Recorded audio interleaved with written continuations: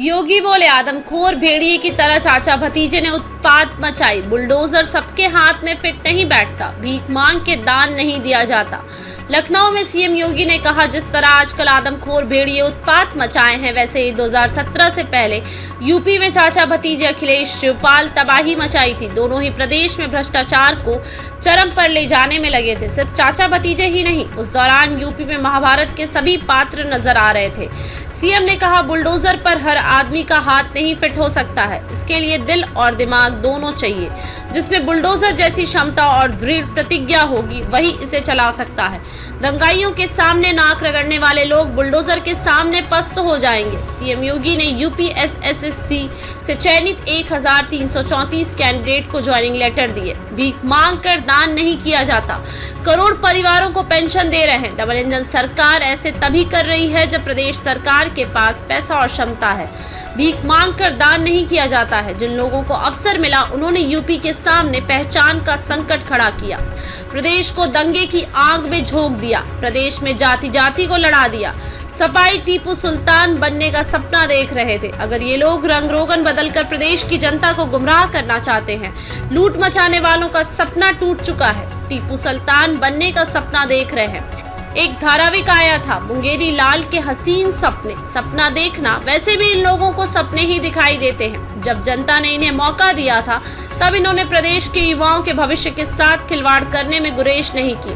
बेईमानी और भ्रष्टाचार फैलाएंगे, उनकी संपत्ति को कुर्क करेंगे। प्रदेश के अभ्यर्थियों की योग्यता और क्षमता के आगे कोई बैरियर बनेगा तो उसको हटाएंगे, उसको तोड़ेंगे। जो लोग फिर भी बेईमानी और भ्रष्टाचार फैलाएंगे, उनकी संपत्ति को कुर्क करेंगे, उनकी जमीन पर गरीबों के घर बनाएंगे। चाचा भतीजा वसूली पर निकल जाते थे। पहले वैकेंसी आते ही चाचा भतीजा सब वसूली पर निकल जाते थे, लेकिन अब ऐसा नहीं है। इन लोगों ने दो मजहबों को आपस में लड़ाने का काम किया, प्रदेश को दंगों की आग में झोंका। उन्होंने प्रदेश के युवाओं के भविष्य के साथ खिलवाड़ किया। सपाइयों ने सिर्फ लूट और घसोट की। अब जो लोग बोलते हैं, उन्हें अवसर दिया गया था, तब उन्होंने सिर्फ लूट घसोट की थी। अब ये लोग कुछ भी बोलें तो इन पर विश्वास करने की जरूरत नहीं है। इनके पास सिर्फ बोलने के अलावा कुछ नहीं बचा है। जिन लोगों को अवसर मिला, उन्होंने पहले पहचान का संकट खड़ा किया अपनी अराजक गतिविधियों से, अपने भ्रष्टाचारी गतिविधियों से, और फिर प्रदेश को दंगों की आग में झोंकने का काम भी किया था। प्रदेश के शांतिपूर्ण और सौहार्दपूर्ण माहौल को आपस में ही लड़ाने का काम किया। पहले जाति जाति को लड़ाया, फिर वर्ग, मत और मजहबों को आपस में ही भिड़ाने का काम किया। महीनों महीनों दंगों की आग में झुलसता रहा उत्तर प्रदेश। तो उत्तर प्रदेश जब शांति और सौहार्द नहीं रहेगा, कोई निवेश क्यों करेगा?